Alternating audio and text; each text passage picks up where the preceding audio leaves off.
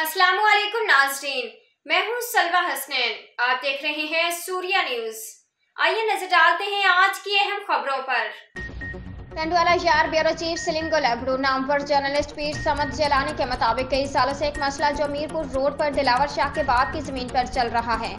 इस पर एसएसपी टंडवाला यार अब्रेज अली अब्बासी के अहकामात पर पुलिस ने दौरा किया। अख्तर शाह दिलावर शाह का बड़ा भाई इस जमीन पर तंदूर चला रहा था। जब जगह के हिस्से की बात आई तो दुकान को बंद कर दिया।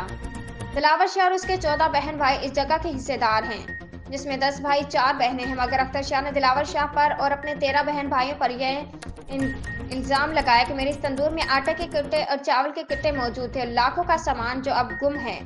एसएसपी टंडवाला यार अब्रेज अली अब्बासी के अहकामात पर ए सेक्शन पुलिस थाने वहां पर दौरा किया, मगर सामान वहीं पर मौजूद था। दिलावर शाह ने कहा, इस दुकान में महीनों से ताले लगे हुए, मेरे पास जगह के कागज मौजूद हैं। इस वजह से मेरा भाई अख्तर शाह हम पर गलत इल्जाम लगा रहा है।